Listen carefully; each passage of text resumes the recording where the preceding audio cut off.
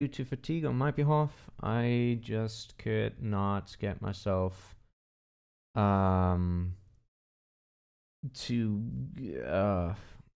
be bothered about anything with it. So yeah, it's been a break for a couple of months, but we're hopefully back for a while before I get tired of it again. Anyway, so one change I'm intending on doing is not streaming any music. That will have two effects. One, if you don't like the music, you don't need to listen to it.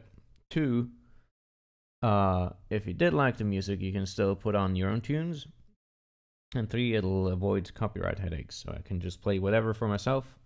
I'll still be listening to music on my own, but you won't hear it on stream. So that's how that's gonna work. Anyway, that's the thing. Right. Today, though, I'm gonna be, trying to implement uniform buffers, which are an OpenGL feature that is fairly useful for certain kinds of optimizations, and also once you have more complex setups, are practically indispensable. So I wanted to add support for that into trial. And I've been thinking about it. Well, actually, I wanted to get it done before today, and I've been thinking about it the past couple of days, but for some reason it just didn't happen. Probably because I'm just a lazy bastard. So, yeah. Now,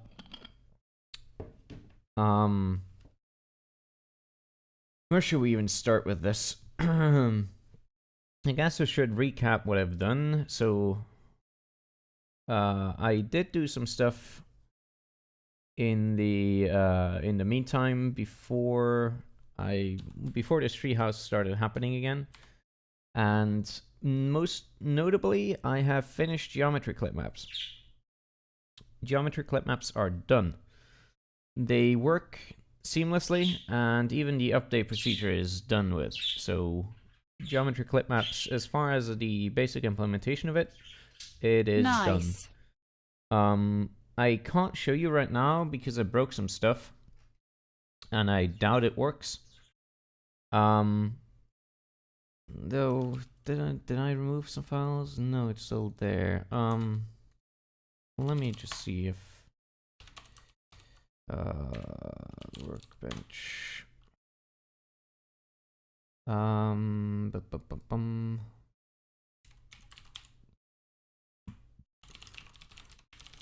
I doubt it works, but just as a test, I should probably load things up.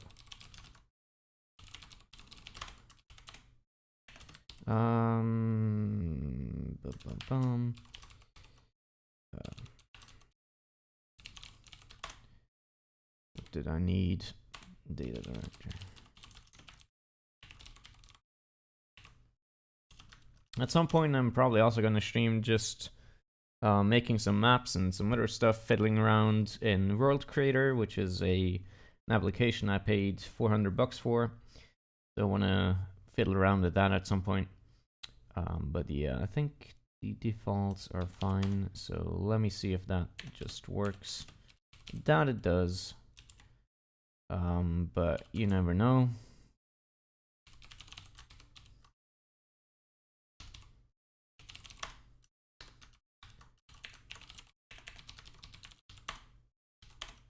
Crash, please.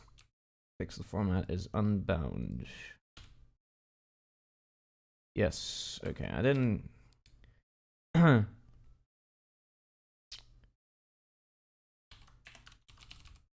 me just fix these things. I think it's unsigned. Or is it signed shorts? I don't remember. Yeah, okay, never mind. I'll just show you the video of it, because that's easier to do.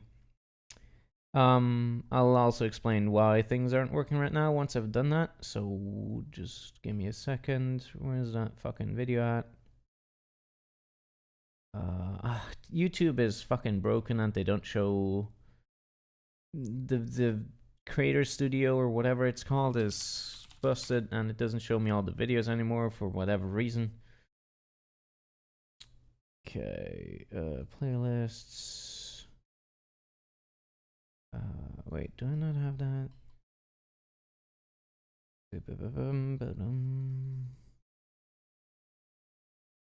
This is annoying. Here we go.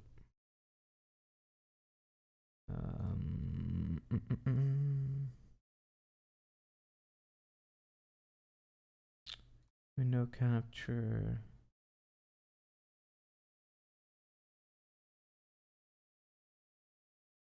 Here we go.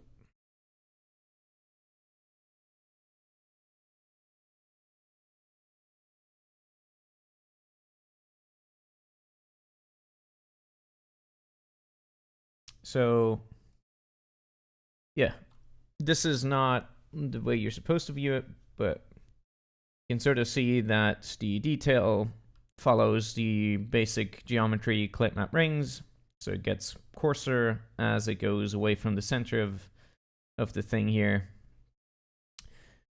And then I have also the update procedure shown here, so you can see the outer levels jump in way bigger fractions, bigger units than the inner ones. So yeah, this was from a previous version where I had things set up differently, but yes, there's also a thing. There's still some work left to be done, mostly in like materials support and everything, which led me down to this path of wanting to implement UBOs, is what we're going to look at today. But yeah, so that much works just fine. Anyway, so that's that. Good job, man. Can't wait to dig through your code. Well, it's there. I just ended up redoing it from scratch. It was way easier. I didn't do the weird ass geometry stuff that they did in the paper. I just did the simple one that I outlined in the blog post, and naturally it worked better. Anyway, so reason why things don't work right now is because I sort of went down the rabbit hole of texture loading again, which is to say that so most image formats that you have only have 8 bits of resolution per channel. So for instance, for the red, green, and blue channel, you have each 8 bits, which allows you to have 256 different values per channel. But naturally, if you have a height map and you're only using one channel, then 255 levels or 256 levels is not going to cut it. So you need formats that support 16 bits in the very least. And unfortunately, the image loader library that I was using before did not support 16 bits per channel. It always forced everything to be 8 bits, even if the format like PNG supported more. So I went around and assets, implemented my own image loading stuff based on Common Lisp native libraries. So TGA, PNG, TIFF, JPEG, and RAW, and TER as well. Now the problem is with most of these that the Common Lisp native libraries are either very, very slow, or they're not implementing the full feature set, so you can't open all images with them. So for instance, for JPEG and TGA, and for JPEG and TIFF, you can't open everything, and for PNG it's way too slow, and TGA doesn't even support 16 bits.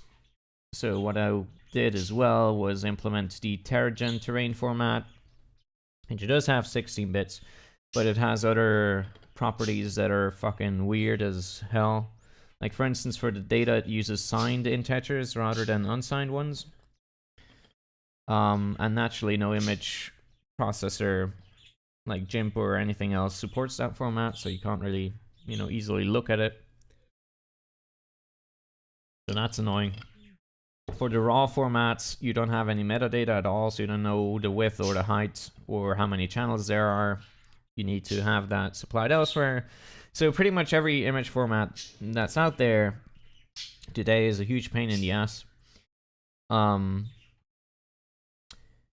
So what I do right now is basically I use raw, which allows me to pretty much just read the entire file into memory and then upload it to the GPU, which is the fastest way to go about it. But that gives some problems with knowing the format and stuff ahead of time, and I haven't rewritten geometry clip maps to account for that. So, because previously it read that out of the image format. Anyway, so that's why things aren't fixed up. Music is a bit loud for me. Let me turn that down a bit. Right, so that's another thing that's been happening. I really don't understand why there is no image format out there that is basically just a header with height, how many channels, how many bits per channel, and then the format of the data in the channel, so float or unsigned or signed, and then just the raw data. I looked around, there doesn't seem to be anything at all. I don't get it. I've even considered writing a standard of my own and like submitting patches to other projects to support it, but that's a headache I don't want to get into. I haven't done it so far. Either way. Right. So, another thing that you need to think about for the geometry clip maps is the question of rendering. So, aside from the base elevation levels that you need to stream in, there's, can I show that to you? Maybe. Hold on for a sec.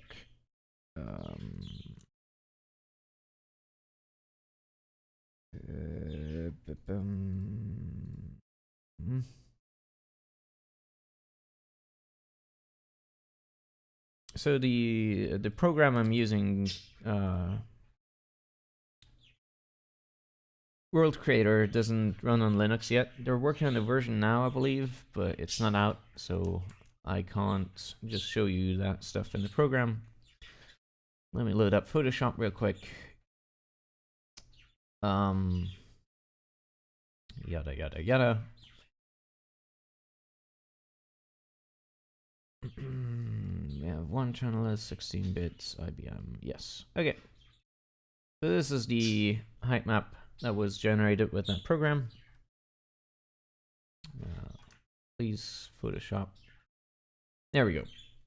So this is just the elevation levels, which describe the height of the terrain. This is sort of a hilly, a mountainous area here, and you have sort of a flat area there and a couple of regions there. It looks quite nice if you render it, but this information alone is not enough to actually, properly display this, because with the elevation alone, you only have the geometry, and you don't have the way in which it is rendered.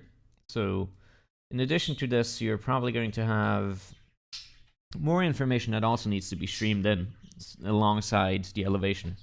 So for instance, at which pixel, which kind of material is supposed to be used, perhaps how the materials are blended together, and maybe other information like normal maps or, I don't know.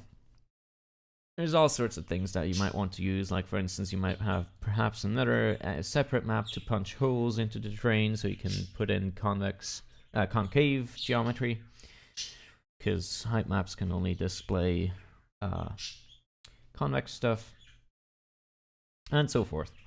So that gives me a bit of a conundrum, which is how do I make these choices in this implementation? Because ideally, I would want to not limit what people can do with the geometry clip map. So if they have the need for additional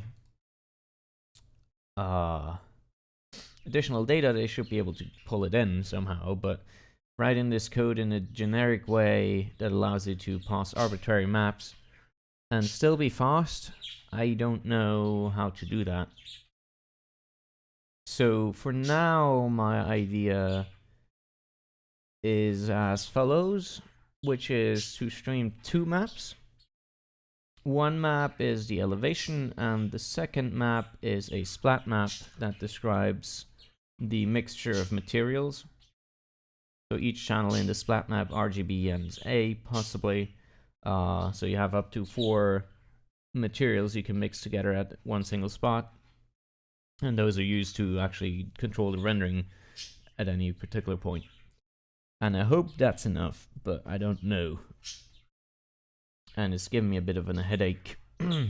Either way, if we want to do materials and all kinds of things like that, we also need to have a way of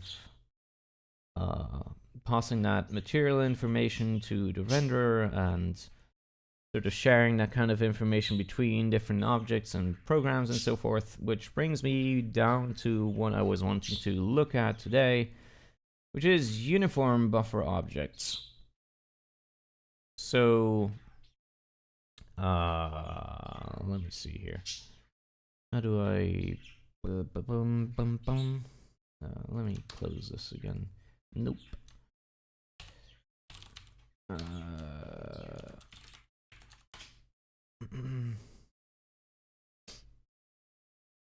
Give me another window, asshole. There we go. So, I don't really know how to illustrate this, to be honest. So, if you have a lot of information that is shared between different kinds of draw calls, like for instance, the materials that you want to set, they're always going to be the same. So this materials library you have is going to be the same. Or for instance, the view and protection matrices are going to be the same. Then you want to be able to not have to set these kinds of values again and again for multiple objects. So what you do is you sort of create a memory area that is shared between different programs, and then write into that memory area once, and you're good to go. And that's basically what uniform buffer objects, or UBOs, are. Now, the problem with that already is that there is a more modern alternative called SSBO, shader storage buffer objects, which remove a lot of the constraints that UBOs have. But the problem is they're only available in 4.3, and we're supposed to be supporting 3.3, so UBOs are the only thing I can do. I do want to support SSBOs as well. It shouldn't be hard to have both, but yeah.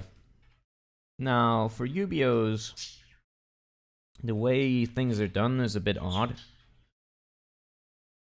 Now, basically what this UBO is a way to share a chunk of memory with the graphics card, which means that the layout of different fields within that memory must be the same on both sides. So you need to be able to know where different things are. For instance, if we let's go to the scratch buffer here. Let's imagine we have the structs here, or this is better probably. Is CFFI not loaded? Should be, right?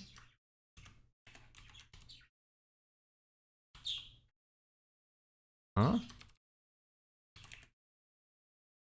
What? There we go. Okay, so we have some kind of fucking struct. And then we have like, I don't know. Sorry, I somehow thought the time was an hour earlier than it was. But I told you an hour before it started that was gonna be in an hour, so I don't know what kind of excuse you possibly could have. Anyway, so for instance, if we have a struct foo that has like a field A and it's an int, field B that's a char, and the field C that's I don't know, this vector or something. Now, the way you need to access this in memory directly is that you have some kind of layout of things. So for instance, the integer is 32 bits. So 4 bytes. So we have 4 bytes of... I didn't remember you saying that. I just remember you saying that you'll do Treehouse. So what are we making today? We're trying to figure out UBOs, and I'm in the process of explaining those. So UBOs are a way of sharing memory with the graphics card, and one problem in that is the alignment of different fields. So let's say we have this structure here. It has 3 fields, an integer, a char, and a vec3. So the integer takes out 4 bytes, the char takes out 1 byte, and the vec3 is 3 single floats, which each take up 4 bytes. So that's 4, 4, 4. And there we have it. So 12 bytes. Now, because hardware is bad and has constraints on it, things might not just be contiguous. So you might not just have, in memory, you might not have the 4 bytes for the integer and then the 1 byte for the char and then the 12 bytes for the vector. You might have some kind of padding between it. So for instance, we might have, I don't know, some padding bytes, or maybe here we have 3 padding bytes so that it's aligned to 4 again. So the problem is that because we do not know what the hardware is capable of, we don't know these offsets. So if we want to share the memory directly with the graphics card, we need to make sure that these offsets are the same on both sides. Now, the way this is solved in OpenGL is a bit roundabout and a bit annoying, and I don't exactly understand why it is the way it is. So basically what we want to find out is, for each of these 3 fields, what is the exact amount of bytes at which this field starts out in memory? And the way you do that is through different kinds of queries. So let me get this up here.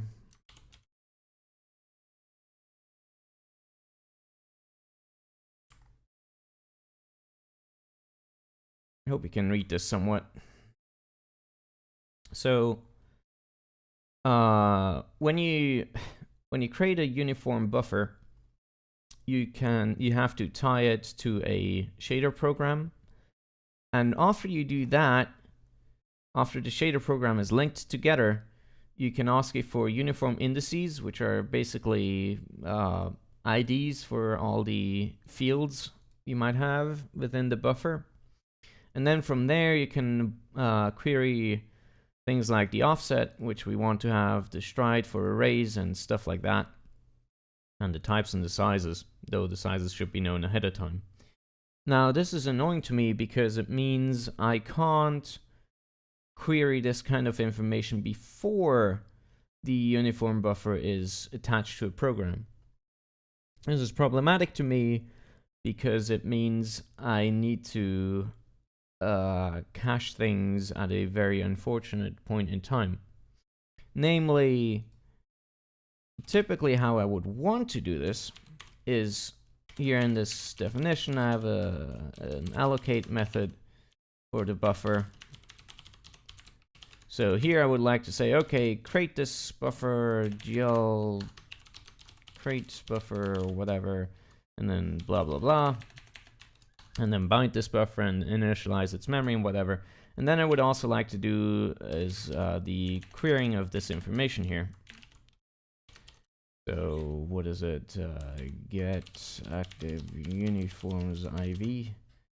So here I would like to query this information and store it away in this instance so that it can be cached forever once it is allocated. But because I can only query this information in relation to an actual program, I can't do this here. So there's a dependency inversion going on that is bothering me a lot. So instead, I have to do it here in the allocation of the shader program. So once this shader program is allocated, I need to attach the uniform buffer and then link it together and then query that information and stash it away there. And that's a pain in the ass because it goes away the wrong way around. Now, the reason it is the way it is, it actually makes sense for once. Namely, OpenGL allows you to specify 3 different ways that things can be laid out in memory. So if we go back to this, OpenGL allows you to specify sort of how this layout happens. There's 3 different layouts. You have shared, packed, and STD for 140. And the difference between is STD 140 specifies precisely what the layout is going to be. So in this case, if you have this layout active, you know where everything is ahead of time. Now, you might notice what the problem is going to be with this. It is extremely wasteful. There's a lot of padding all over the place to accommodate all possible hardwares. Which means things like arrays are not going to be contiguous. Are going to have padding in between. Fields are very memory wasteful. For instance, a single byte is upgraded to 4 bytes. So that's great if you just want to map some stuff together ahead of time and do it directly, but it's not so great if you actually care about things being sort of efficient in the memory layout. So next you have shared. So what shared does is it means that the layout of your fields is going to be the same for each program. So it's going to always be the same no matter which program you link together. And finally, what you have is packed, which allows the implementation to change the layout for each program. Now, in the case of packed, it makes absolute sense that you can only query this information after the program is assembled. But for the other two, it does not make any sense, because this information must be known ahead of time before any program is assembled, since it needs to be the same across all of the programs. So that's a pain in my butt for me, because I don't really know how to tie everything together in a way that's clean. Now, this is doubly true if you consider the fact that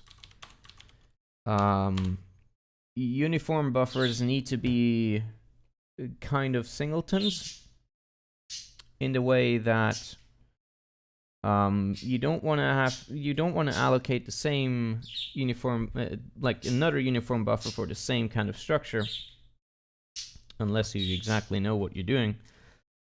So there needs to be some way to access previously created uniform buffers and share them between programs, but not always.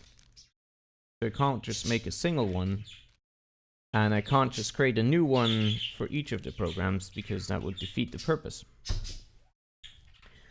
So there is a bit of an issue in that regard on where and how to store this kind of information and make it easily available and accessible. Garbage collection is another problem, and so forth. And yeah, I've been thinking about this, but I haven't really found a solution yet, which is why I haven't been able to do this before the stream today. I couldn't get it done, much to my own disappointment. And I still don't really have a clue on how to do it.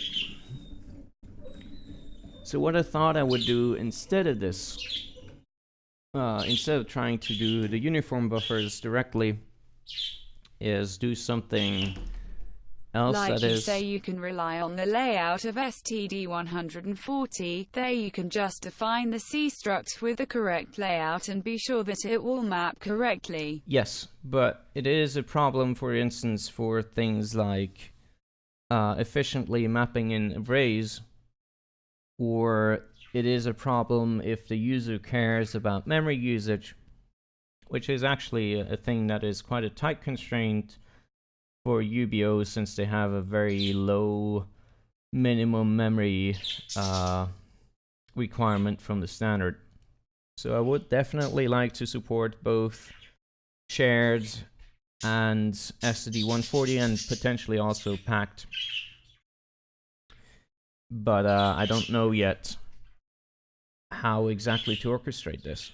So what I thought I was going to do instead is to do a prerequisite, which is a way to define these kinds of structures in Lisp and have a translator for these structures from the Lisp way of defining it to the GLSL source code.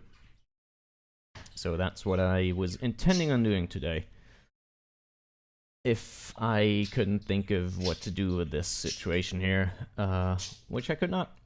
So, yeah. Alright, let's see here. Actually...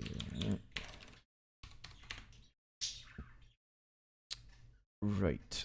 So... GL struct.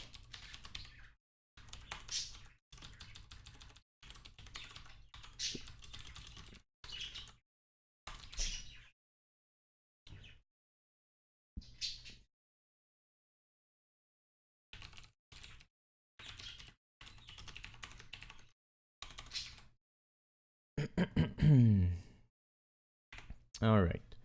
So, can we see some examples for GL structures, buffer blocks? Yes.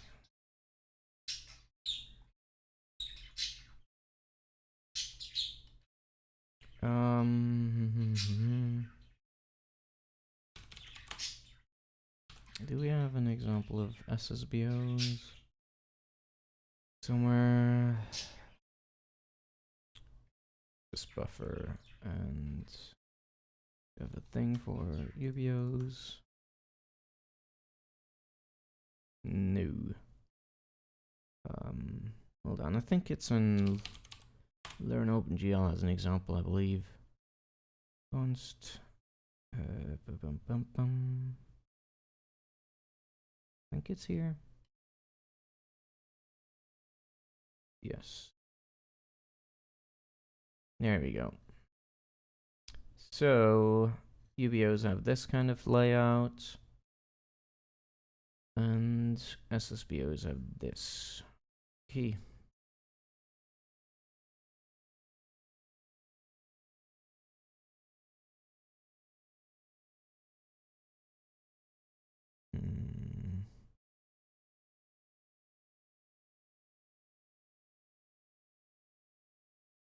Yeah, so do you have a difference? Okay, well, anyway.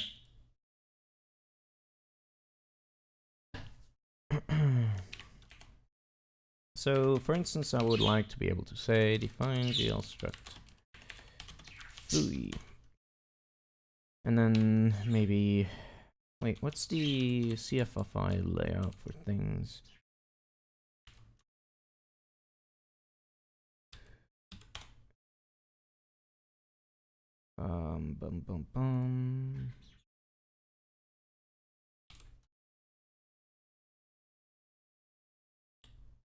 So it's slot name, slot type, count, offset. Okay.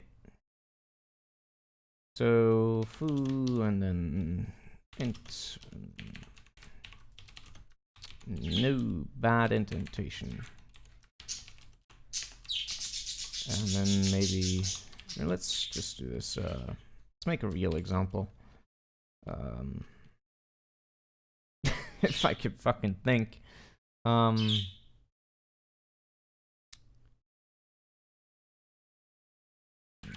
Projection matrix. U matrix. And then maybe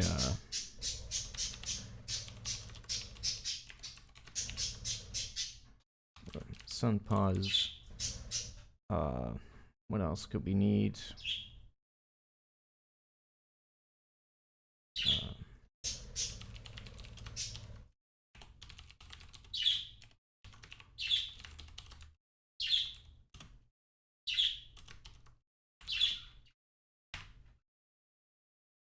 Right. Okay, so for instance, we want to have a struct like this that defines a projection matrix, view matrix, the sun position, and an array of materials, which are themselves struct instances. So we would have another one defined struct material, and that would have like something, I don't know, diffuse sampler 2D bad. I don't know.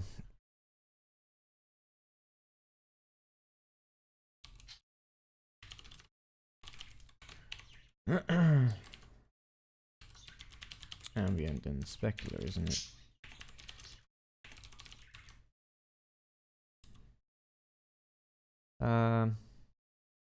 Yeah, something like this.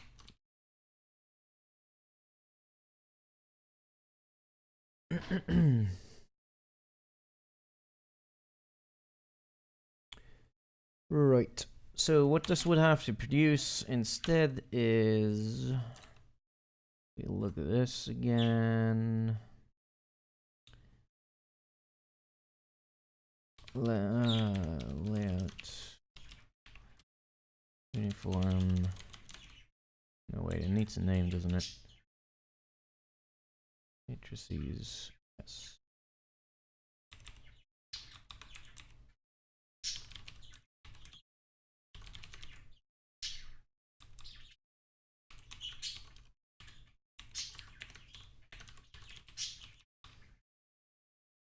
So wait, no, this is. So actually, in this case, it wouldn't need to produce anything at all, right? I'm thinking wrong about this.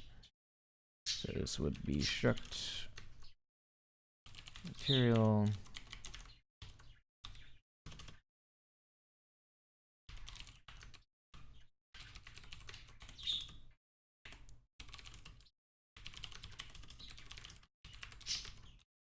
Right, and this would be, well, I guess if you produce it as a struct, it would be that.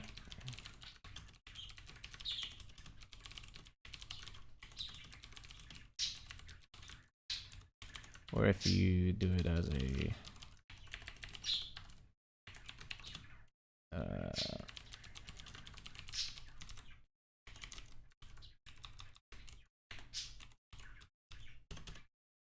is it semicolons? And yes, it is. And here you would have what do you? Yeah.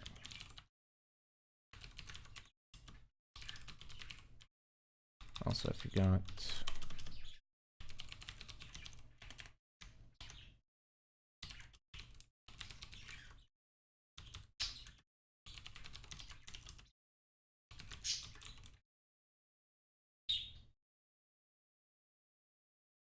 I'm an idiot.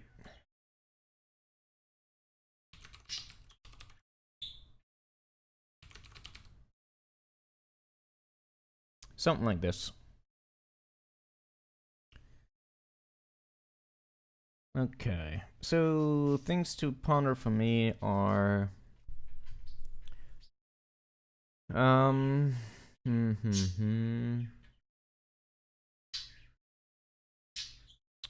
do I want to encode the information about whether it should be a uniform block or a buffer block or a struct definition in this definition, or if that should be an attribute of the generation of the code?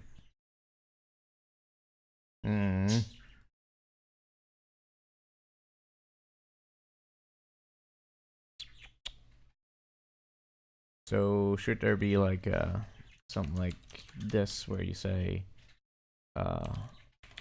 uniform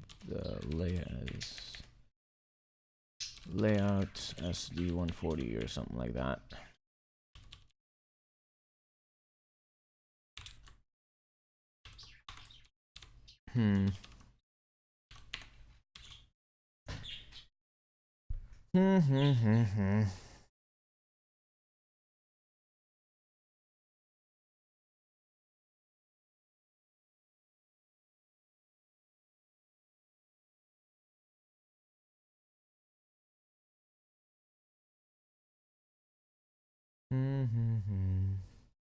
I feel like these streams are extremely boring because it's a lot of time just me thinking about things and not really having anything to say.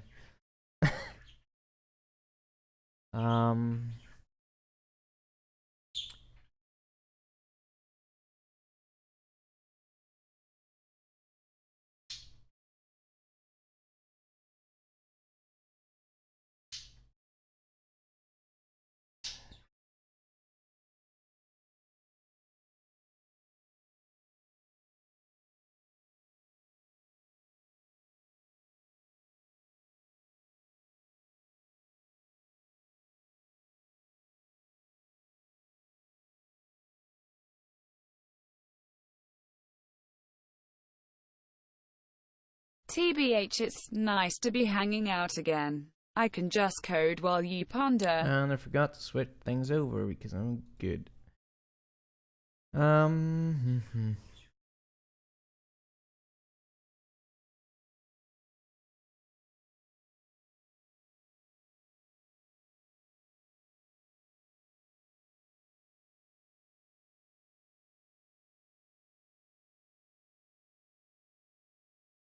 Also, is there meant to be music on the stream or just on your end? I talked about this in the beginning, but people are notoriously bad about showing up on time. I'm not streaming music anymore because you can just listen to some music on your own if you want to. So you don't have to listen to music you don't like, and I don't have to deal with the headache of avoiding copyrighted music and stuff. So, yeah. For what it's worth, I'm listening to the Deus Ex Mankind Divided extended soundtrack. So if you want to listen to the same stuff I do, makes sense. Just hit that up on YouTube.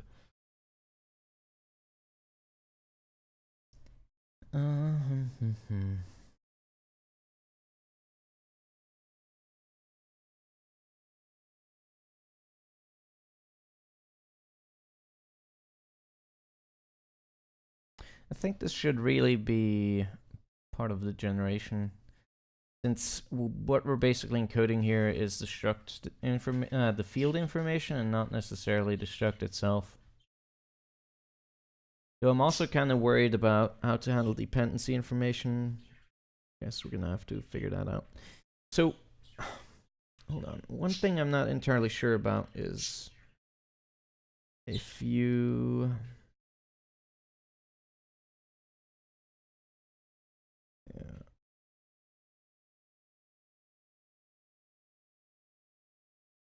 So, if I understand it right, if you do it like this, where you only have a name here, that just defines the type name and it doesn't actually add a name, right? So the name of the fields here are projection and view. But if you add, for instance, matrices down here as well, then the name is matrices.projection, I believe.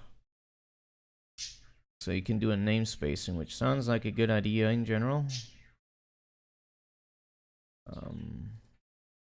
Correct. Okay, so can the name of the type and the namespace be the same, or do they have to be different?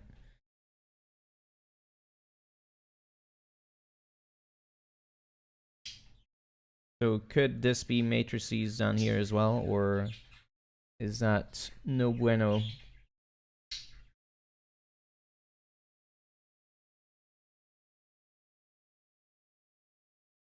Can't recall. GSL uniform struct. Will be faster to look that one up. Yeah, but I don't really know how to look that one up. I guess in the GLSL spec. Here we go. Let's check a look.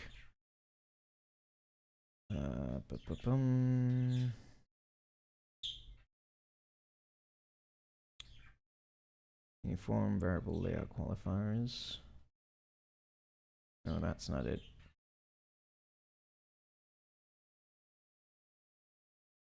Ugh, the spec is annoying to traverse.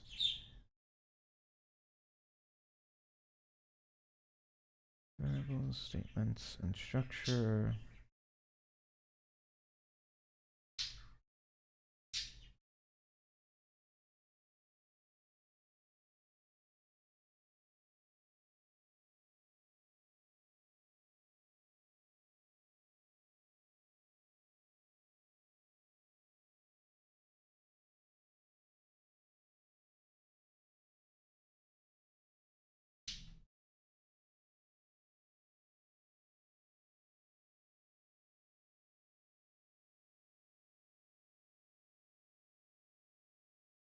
Okay, interface blocks. It's not quite. Oh yeah, it is. Uniform and buffer. Okay. So we have the layout qualifiers, type declarators.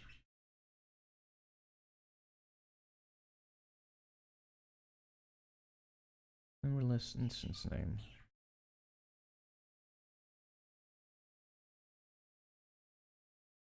Type an instance name.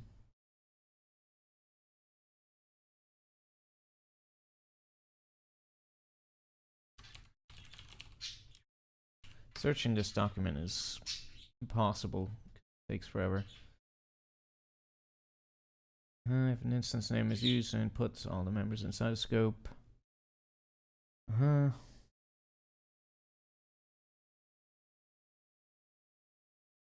Use block name just within a shader.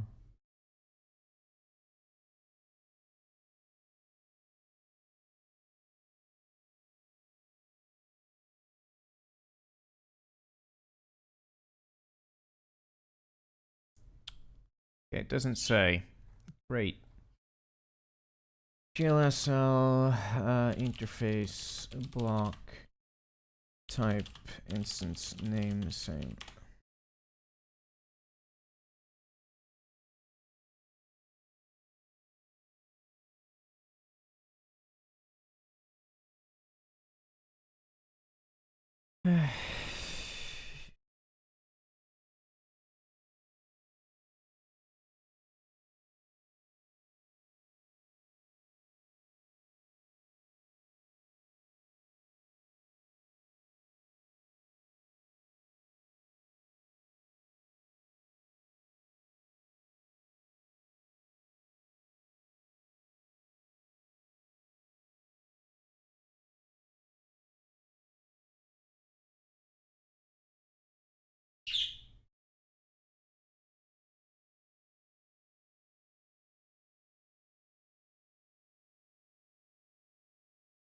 I wonder why you need to define a type name if it's not even really used, at least not for uniforms.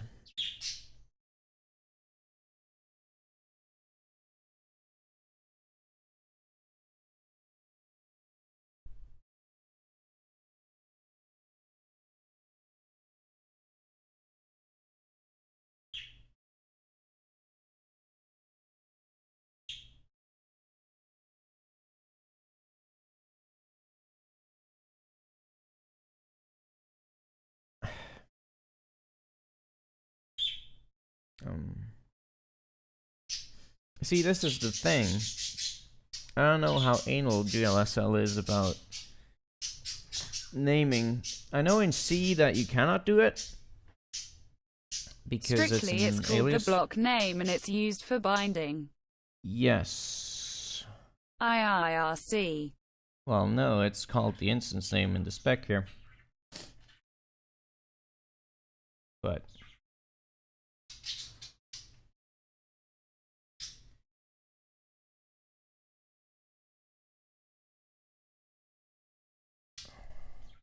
called instance name and the type in the spec here. You were asking about the top name a second back, weren't you? Oh, yeah. You're right. Sorry. Why, it was Necessary. Yeah, it's blocked out. Okay. Is it used for binding? What? Where are you using it for binding, though? Hold on. Am I confusing things?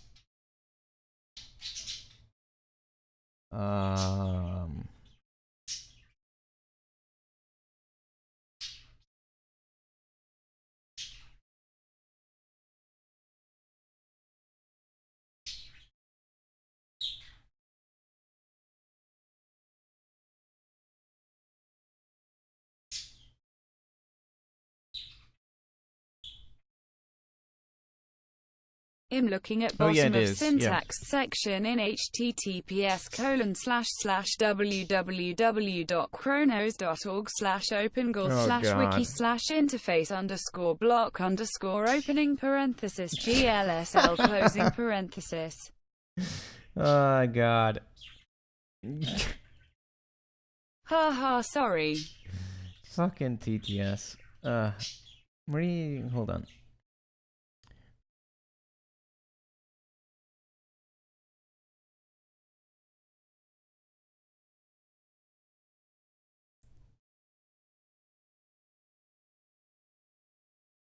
Yeah, okay. Yeah, you're right.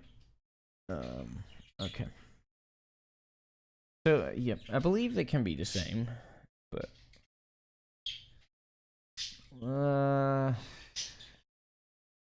like to test that quick. How would I test that quick? Workbench. Tester.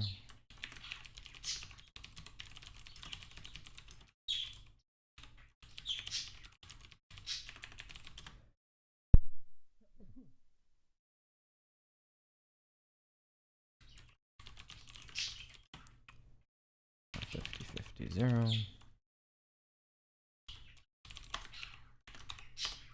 Just quickly. Why is that not showing anything?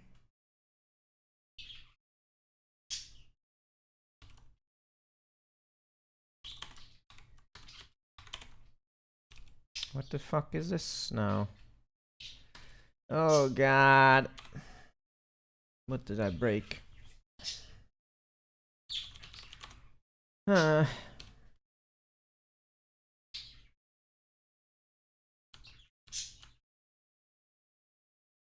Oh, right.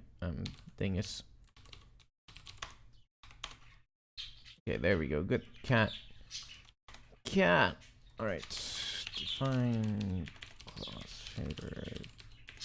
Tester. Okay, let's just try this. No, what was it? Layout. Just the 40 uniform.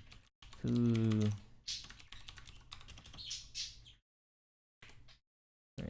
The fuck.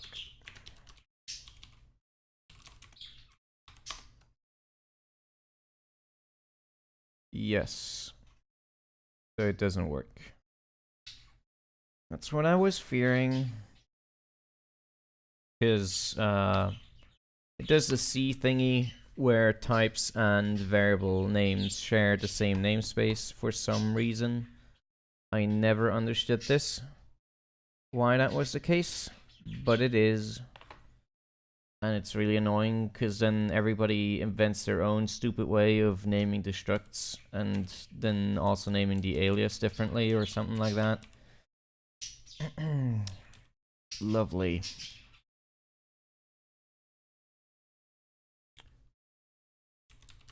Alright. At least we know that now.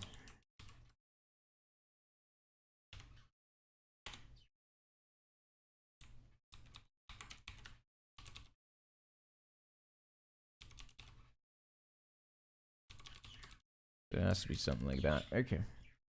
Or no, actually, in this case, it doesn't.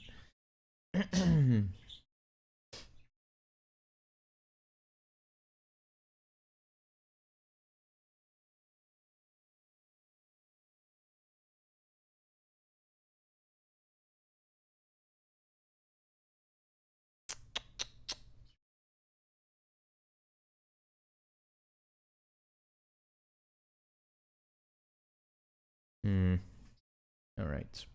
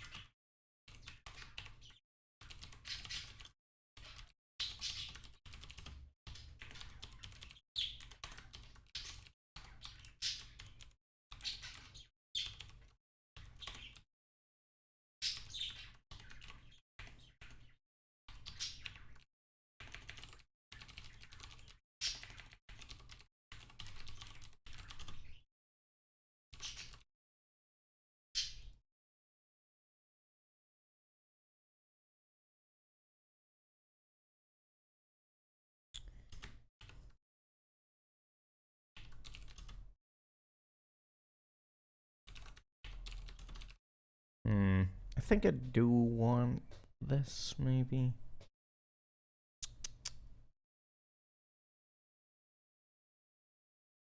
I'm conflicted.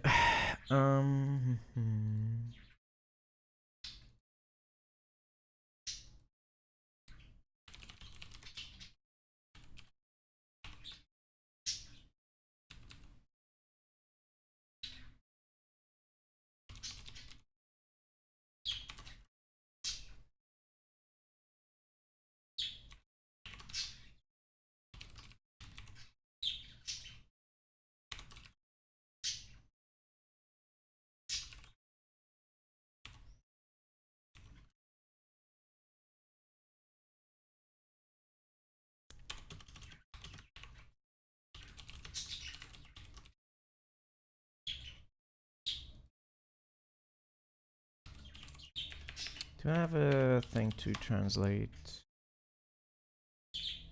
names? Check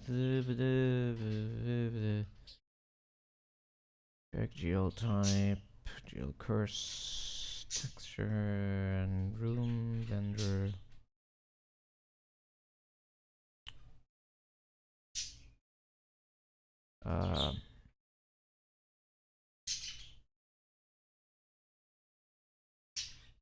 No, I don't. Okay.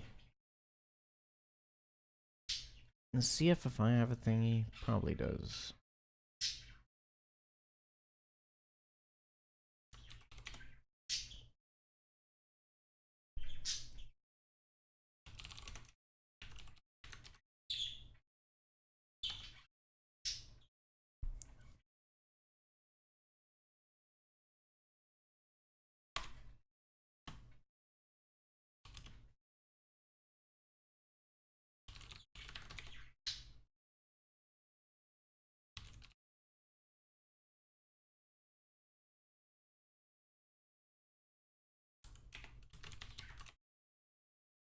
What does it need the package for?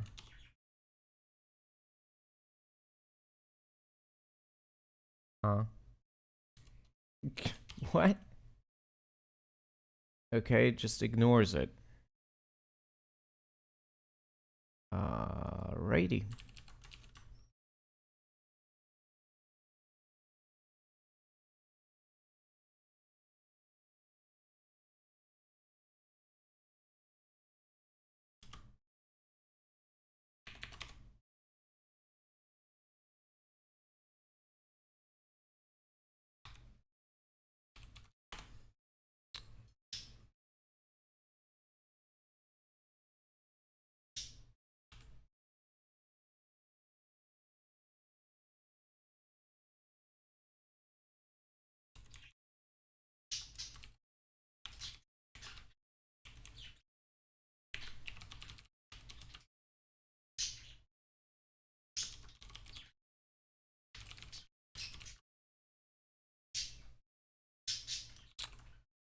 Okay.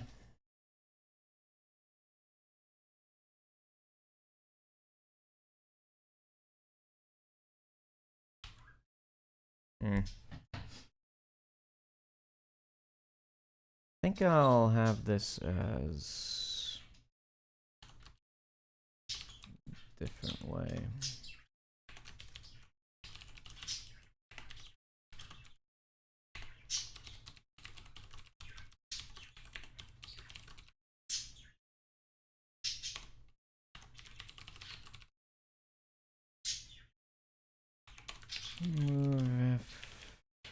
Remph.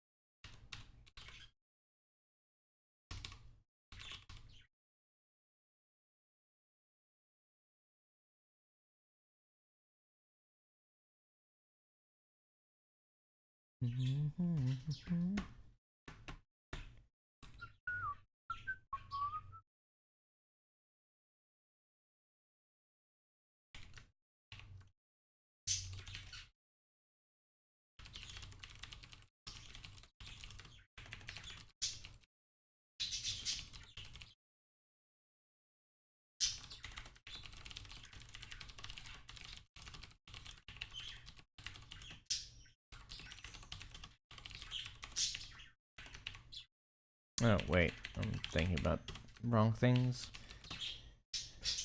Name, type name. Yes.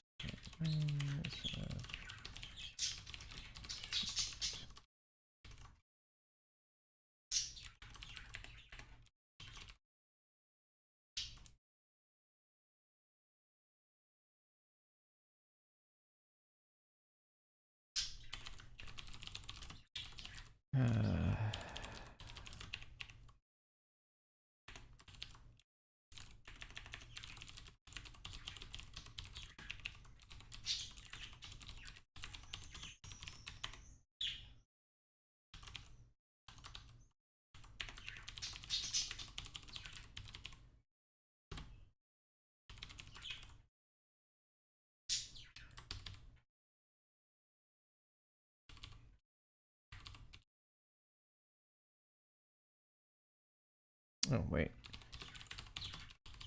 There we go. Okay. Name, dun, dun, dun.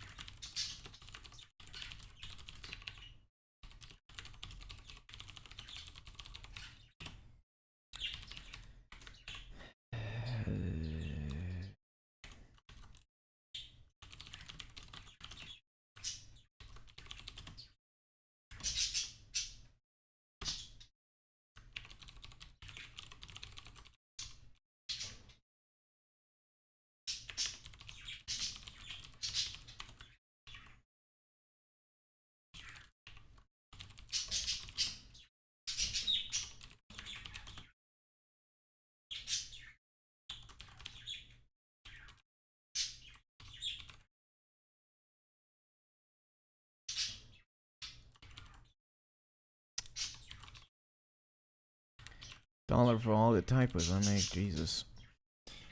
Okay, so we need that. We need the layout.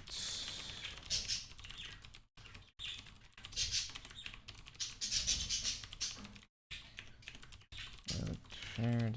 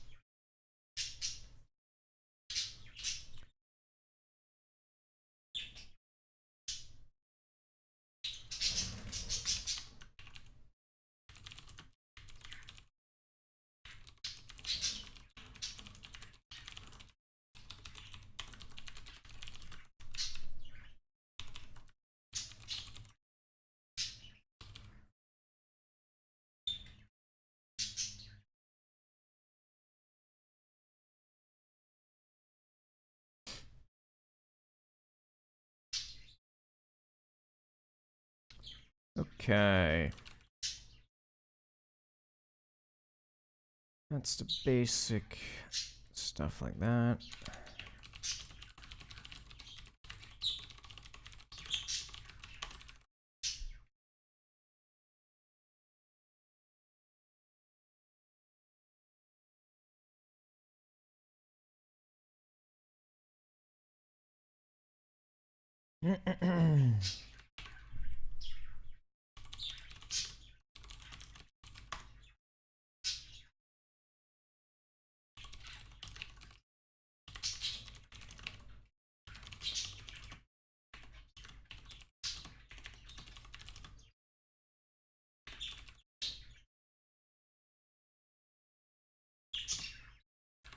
Does the slot have any other properties beside?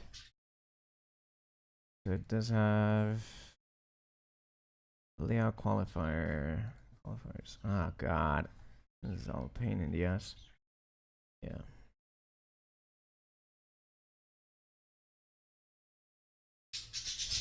Yeah.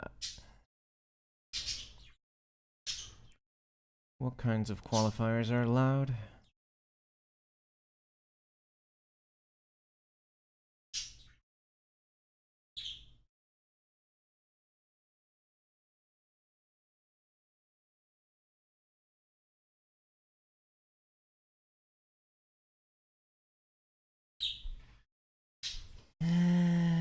Where do they have layout qualifiers?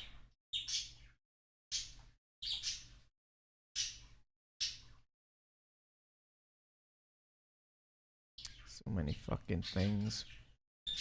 I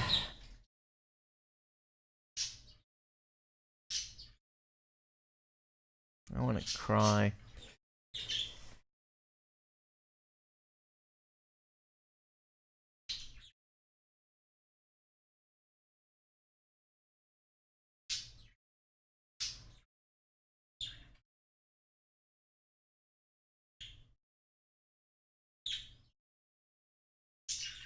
Why? I hated these parts of the spec and the other parts. Why can you do this? What possible reason is there that you can do this? Why is this allowed? What in the fucking world is this?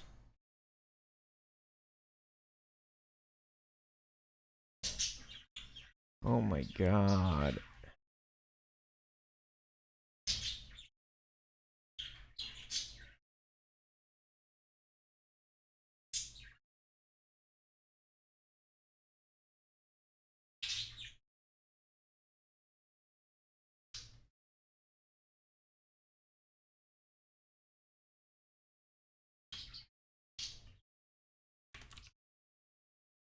Oh my god.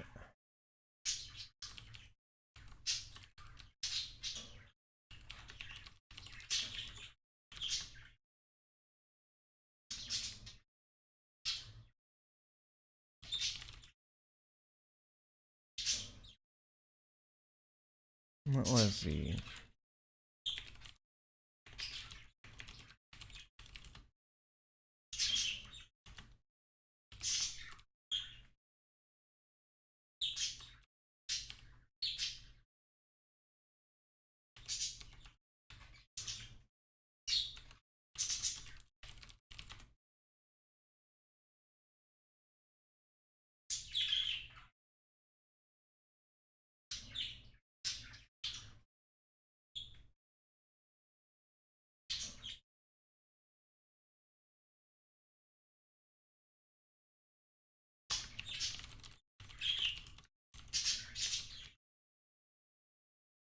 Ugh. Exactly not what I wanted. What is the format thingy? There's a thingy, I believe, that does this the way I want it to be. A, B, C. Not just noun cases, I believe this. No, this is not what I want. I think this does just... Yes, this does what I want. The at. Okay.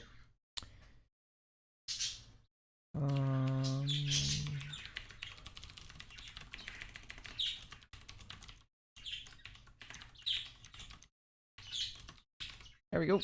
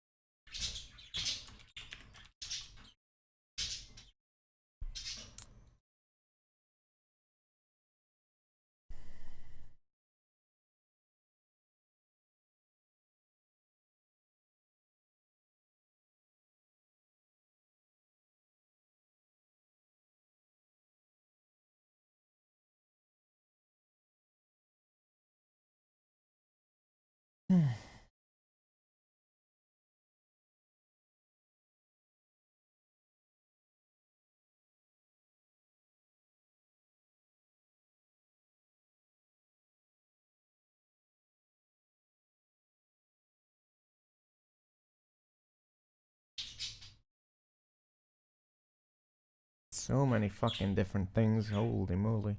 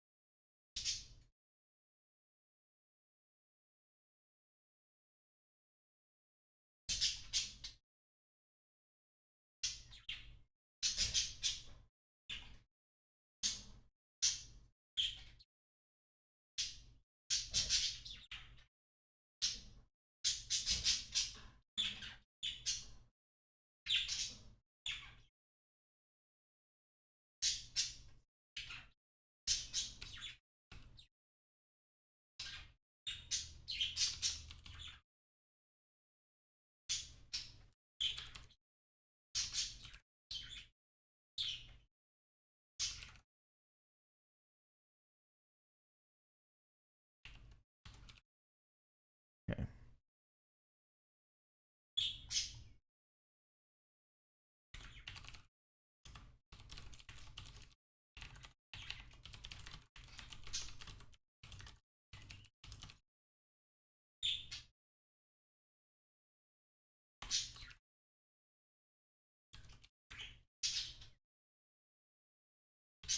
I think I'll...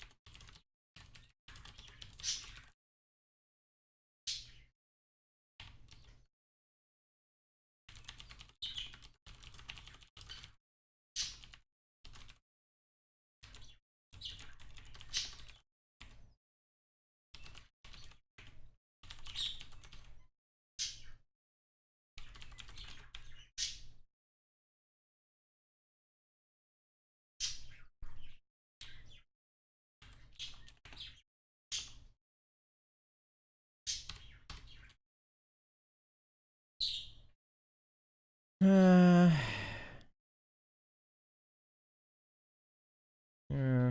really want this. No, I don't.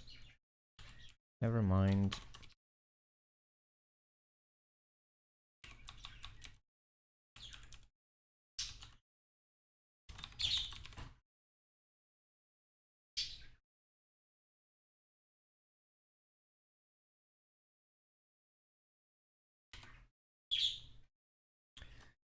Yeah, the GL spec is oof.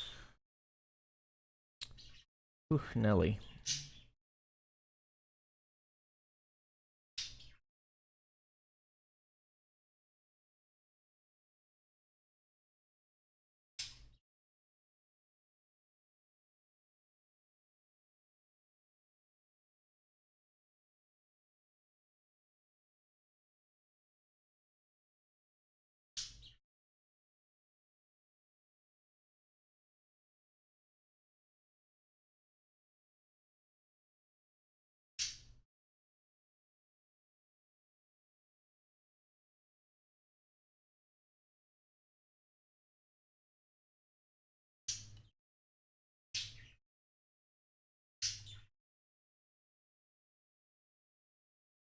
By the way, do we have any idea why, if for instance I specify a texture internal format of RGB 8 UI, the call to text image 2D fails, whereas if I just use RGB 8, it works just fine? I thought that it was unsigned integer anyway. So I don't understand why it complains in one part and not in another. Mm.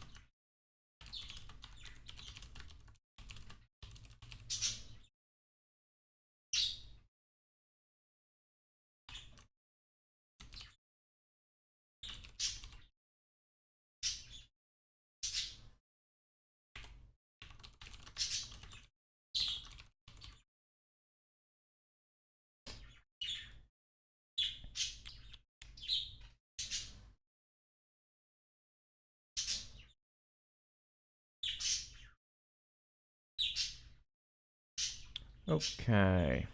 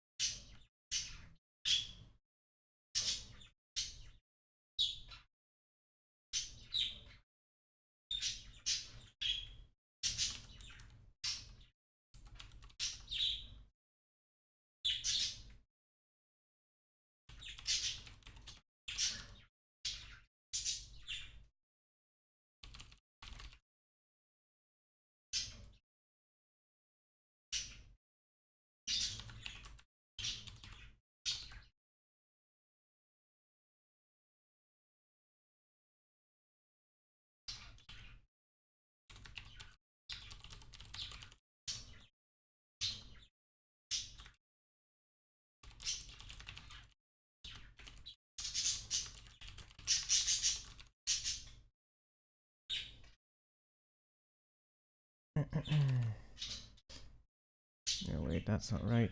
Well,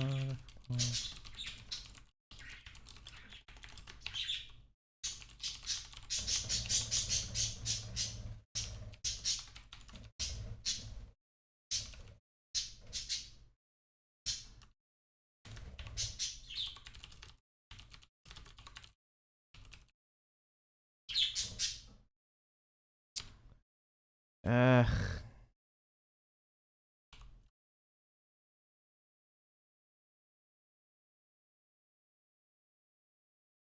God damn it. Fucking name conflicts all the time.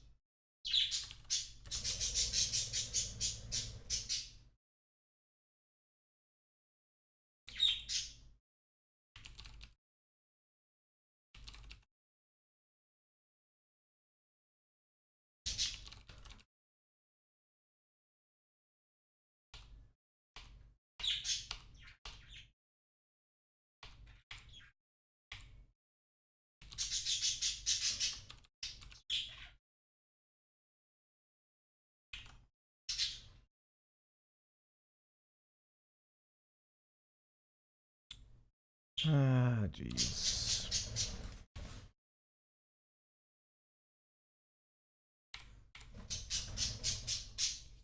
Should I call this? If I can't call it count or array. I can't call it number either.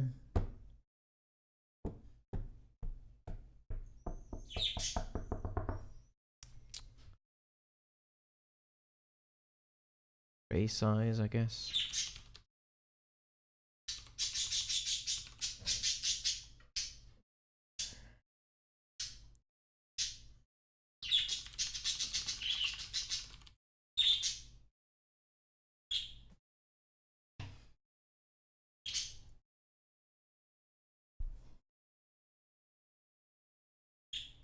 Okay, so now we should be set in terms of gathering all the information that can be said about something. Alright.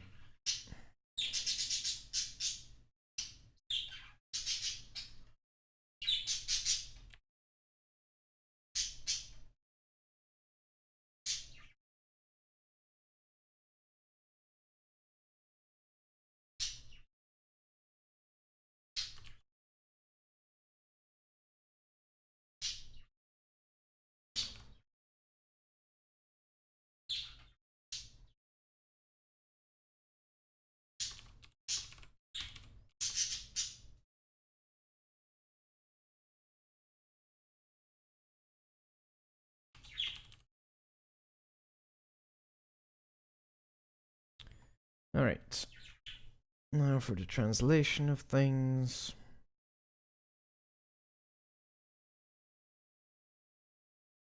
Oh boy.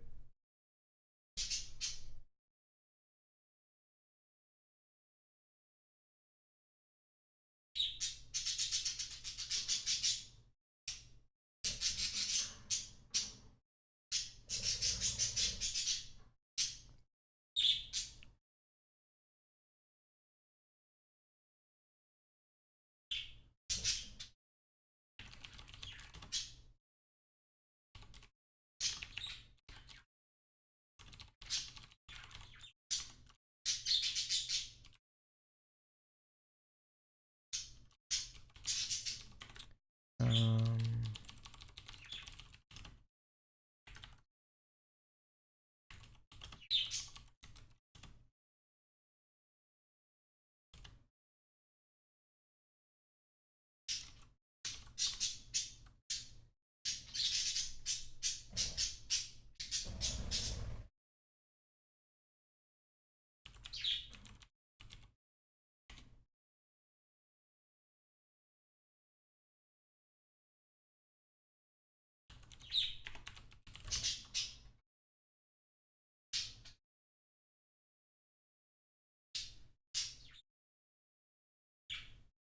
okay, so it's always a struct declarator.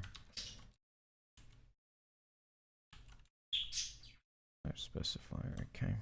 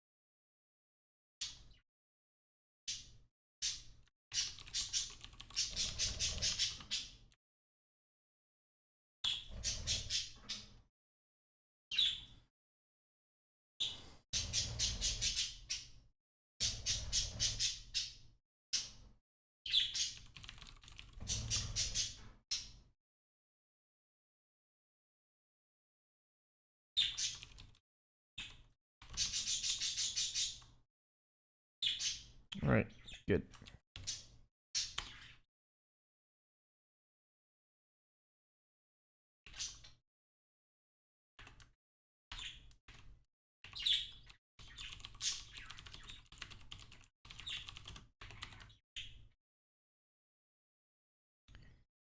Boom, boom. Ugh, I can't fucking look at this.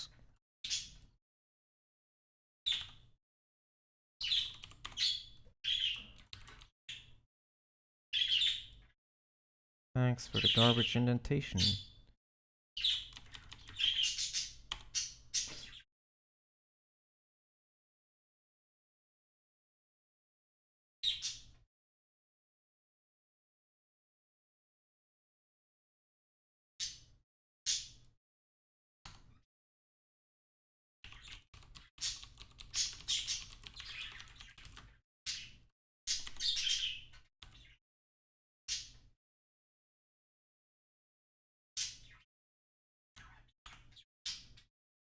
Regarding the RGB82E issue, do you remember what pixel data type was used? Unsigned byte.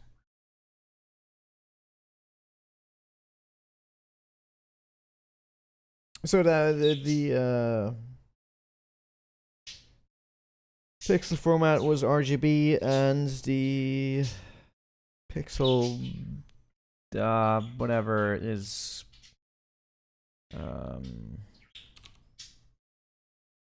was unsigned byte.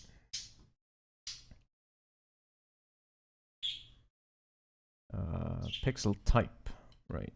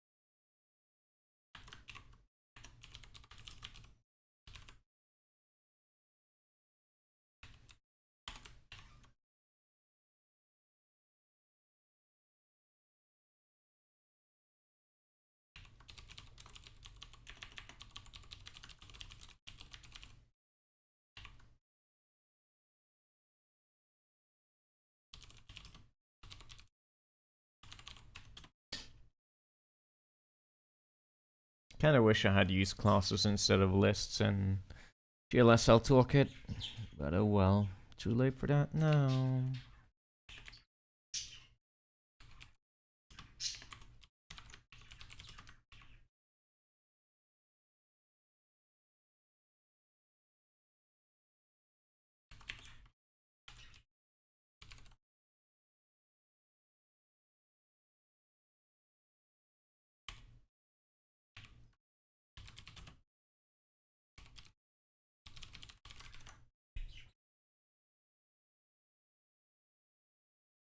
Oh, RGB dash integer.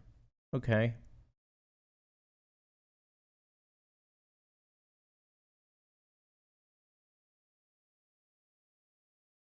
Why the dash integer though?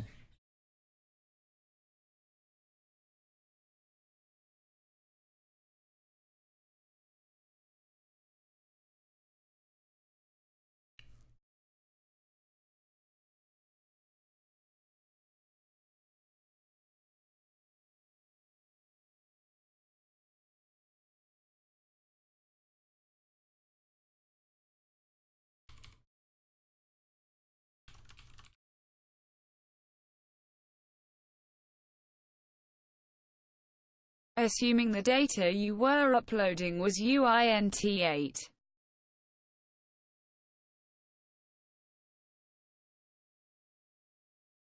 Well, it was just unsigned bytes, yeah. But I don't understand why you need the dash integer when you specify UI, and you don't need it when you don't specify UI. It's going to be unsigned in both cases, isn't it? So what's the difference?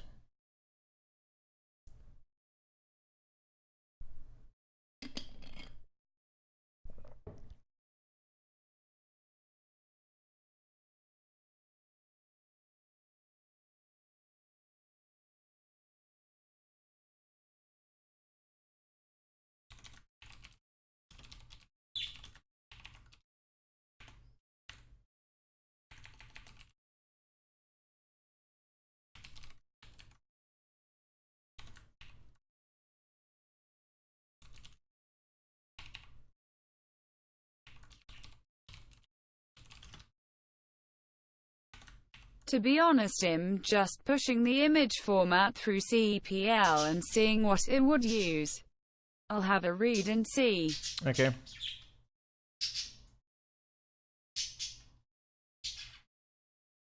Because I believe, I'm not entirely sure on this anymore, but I believe if I just push RGB8i, then I can just use the RGB format without the dash integer thingy, but I'm not 100 anymore if that is correct.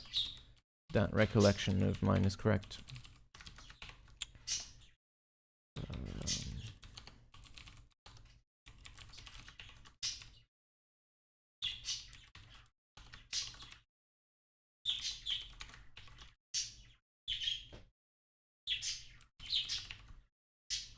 So that's the...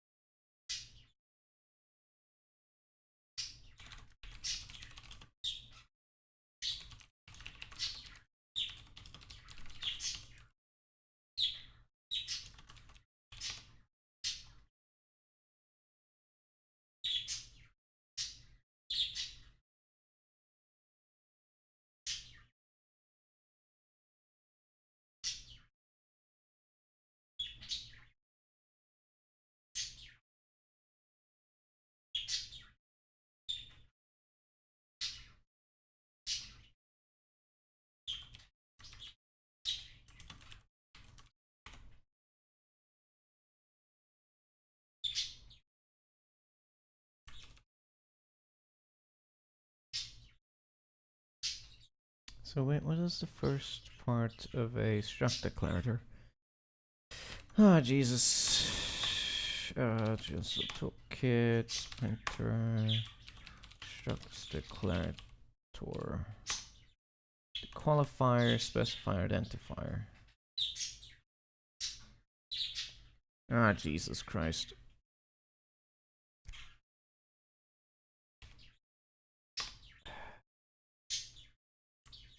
Qualifier. Ah, God. Okay. Qualifier has to be present, so.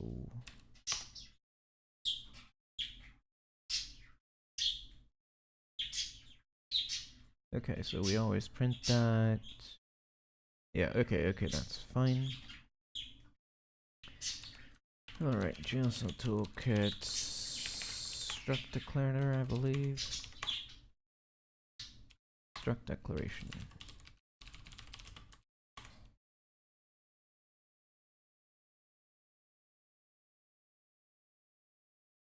Okay.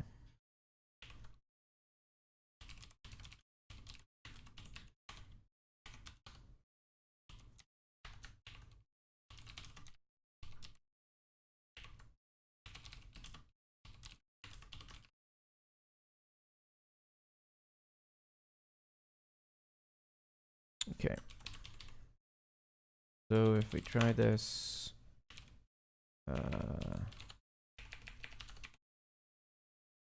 well,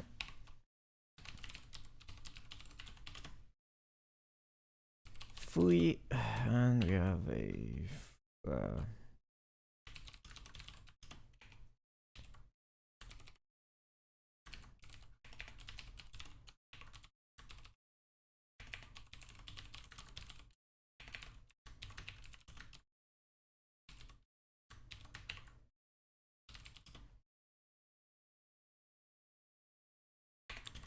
so that should work fine. GL type required.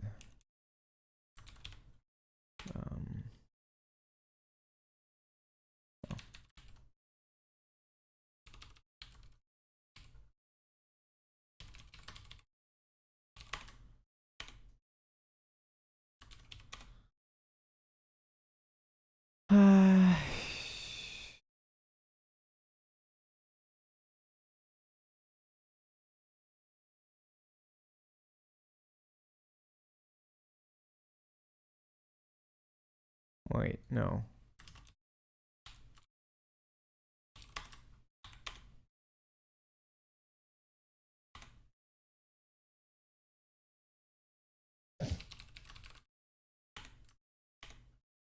Okay. Source. SL toolkit. Serialize. Yes. Yes. Okay, sick.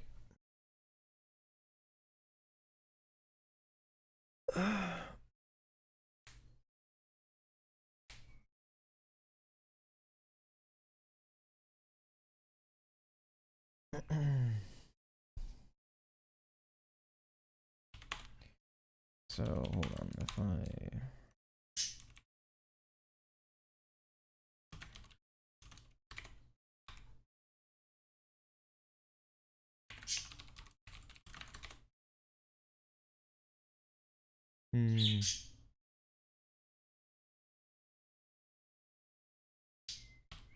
it's not quite right.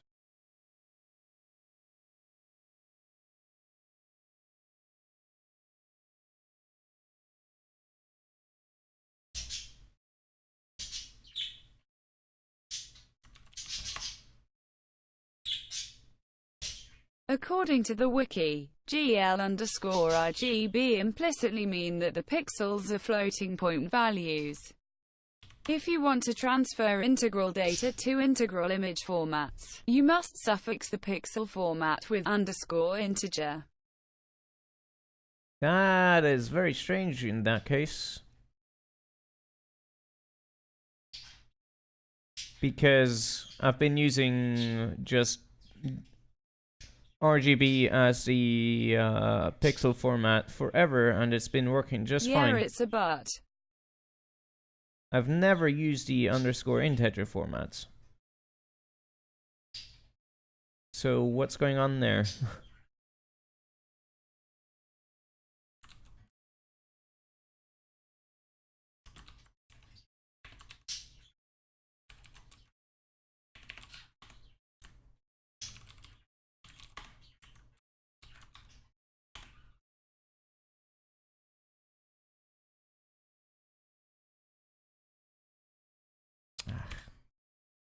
Usually though they are pushing the 8-bit float image formats through, right?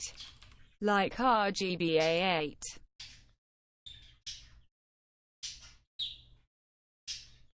No, the pixel data you have is unsigned integers, not floats. Or what do you mean?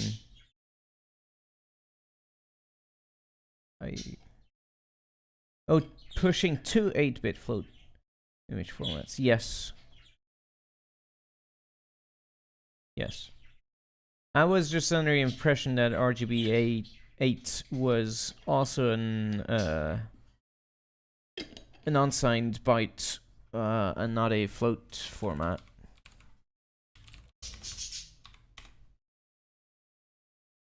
Normalized floats. I. What is this shit now? Oh, I'm a dummy. Hey, there we go. Sick. No. The way things are specified here isn't quite right yet, I don't think.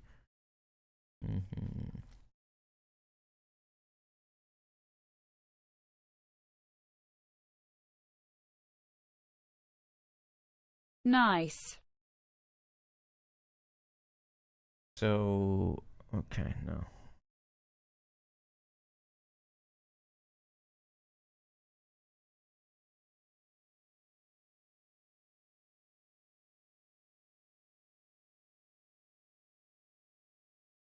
I'll leave it for now. So,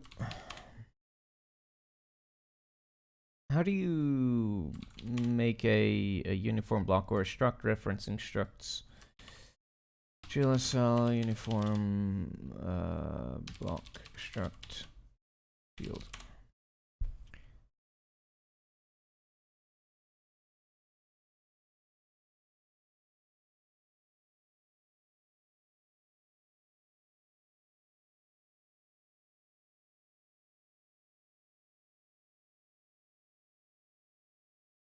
Okay. They just used a single name, no struct qualifier. Interesting. Interesting. So I need to normalize that here, unless. So,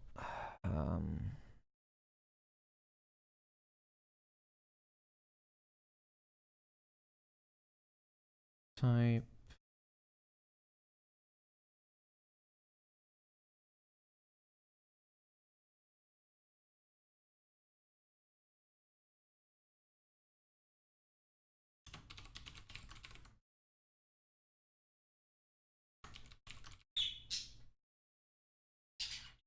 Just before trying to support a RAID interface, blocks is a great time to shoot yourself in the face.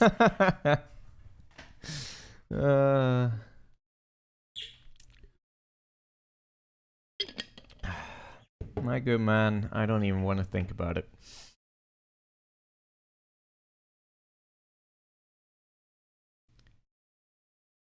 Man, this fucking Deus Ex soundtrack is kicking.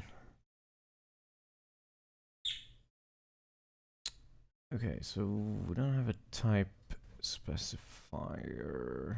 We have a struct field, okay.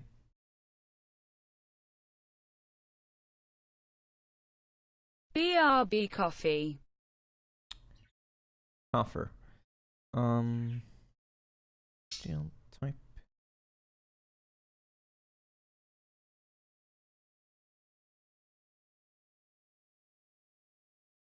Wait. Hold on, what?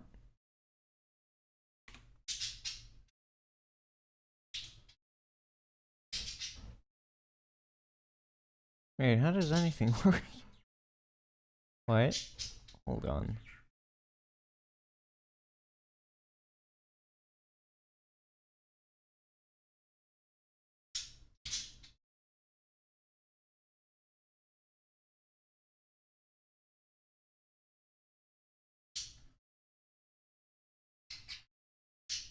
Oh, I just called shield type here. Okay. Well, well, well. It's no bueno.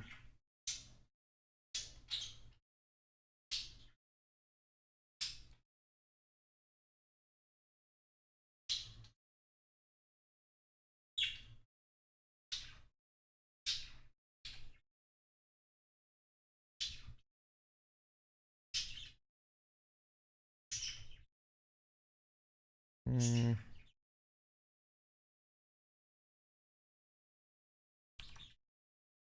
I think I'll do it like this.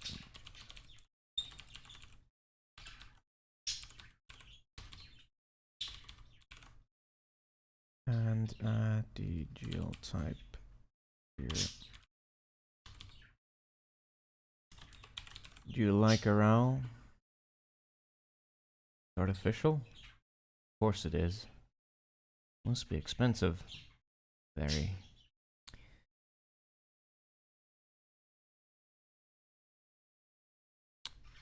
Several of the tracks in the Mankind Divided soundtrack mix in the voice clip from Blade Runner for some reason. And that just happened to come up right now. Which you couldn't hear because I don't stream the music anymore. Anyway, fucking my mind is scrambling around, so type required. Okay.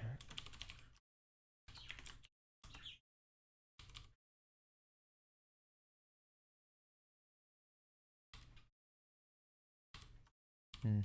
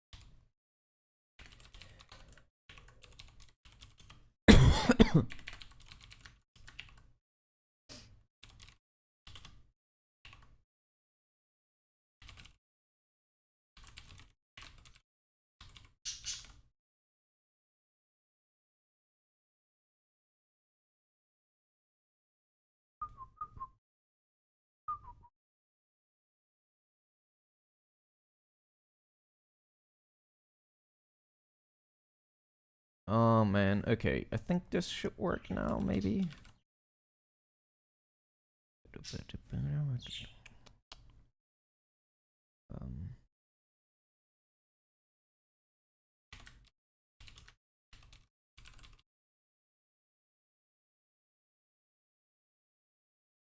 Wait, what?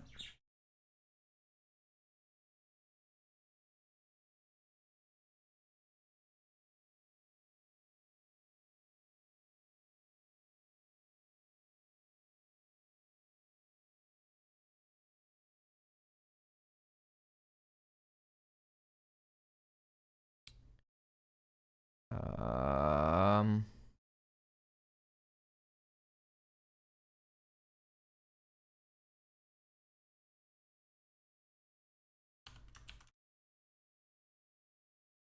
Hold on.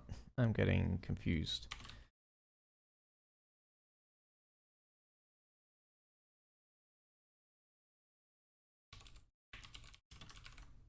Okay, so type can be nil. Type set of geo type.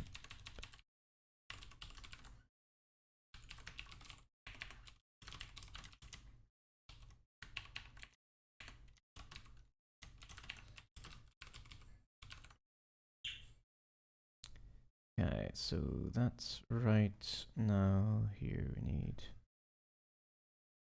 the GL name back.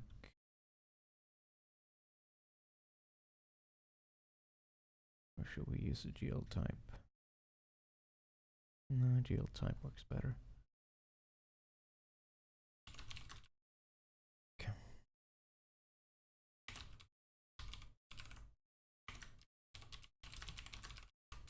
Okay. Now we have to fui, define GL struct, bari, foo's struct, fui, count, 2. How about that? Oh no, type name. What is that?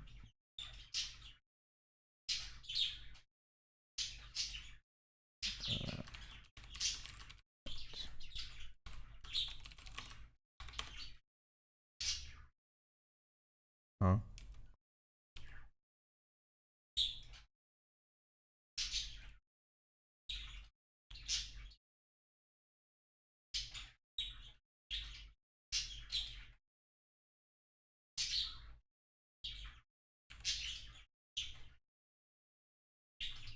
Oh, I'm an idiot.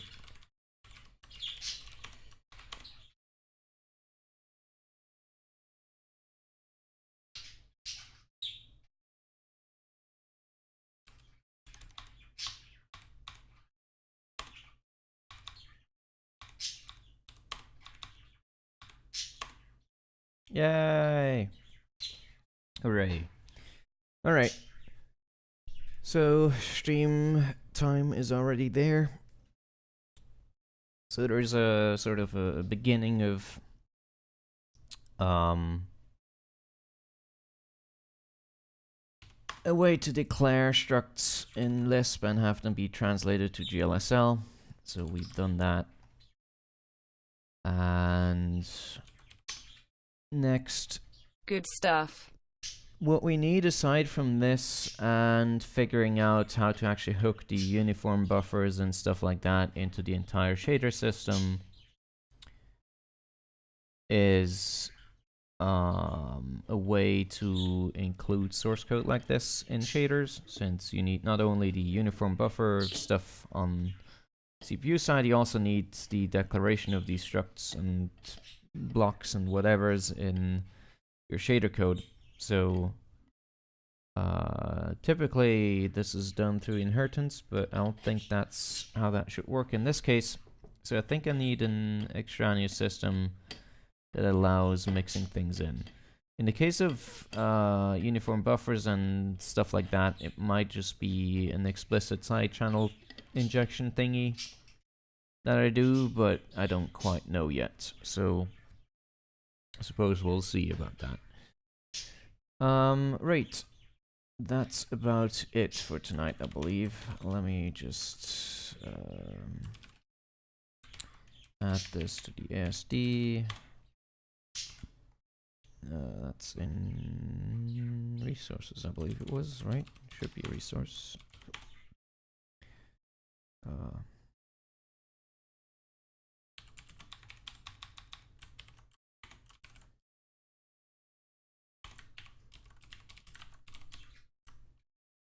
GL struct. Thanks for the stream. Sure thing, my buddy. Thanks for sticking around. Thanks for the stream. I didn't know GL had these features. Oh my god, you don't even know. This is just the fucking beginning of an endless tumble down into fucking madness and insanity.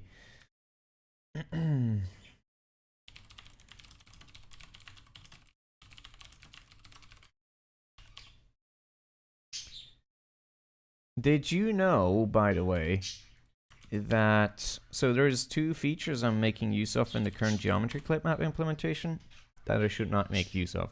Did you know that it was not impossible to clear a subregion of a texture or just the entire texture with a constant color up until GL 4.4?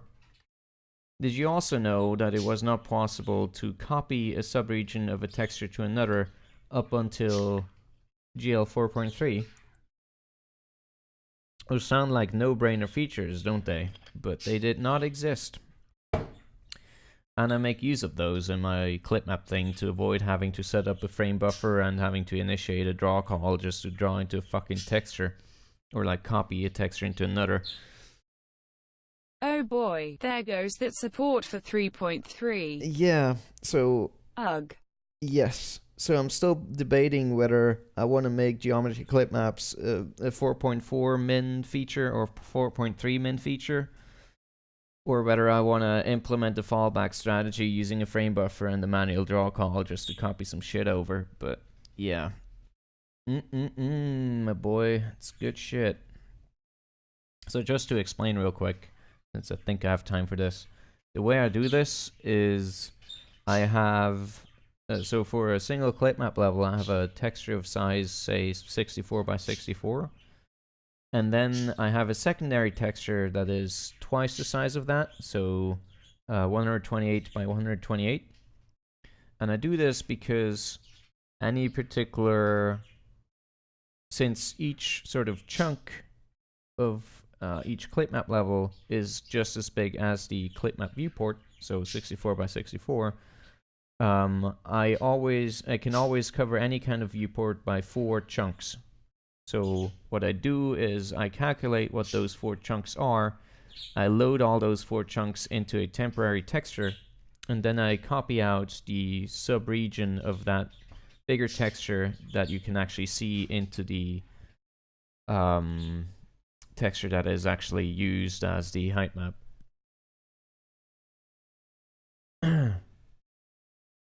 Yes, so that's how that works. It's, you know, this is just a first implementation. I'm sure you could do a lot of stuff with like reusing textures and not reloading them into the thing if possible and whatever, yada yada, but I'm pretty sure this is going to be fast enough for most things. So yeah. I like when I switched to the native Lisp library for PNG loading, I could not stream anymore because the loading just took way too long. So yeah, that's why I had to switch image formats, and that's why I went down that rabbit hole of and yeah, not fun times. Anyway, well, that's one of the reasons why I went down that rabbit hole. Anyway.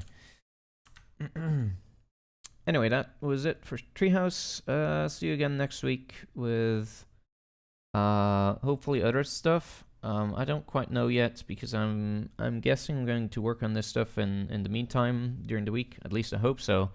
So I'll have some progress made. Hopefully I'll have uniform buffers actually done by then.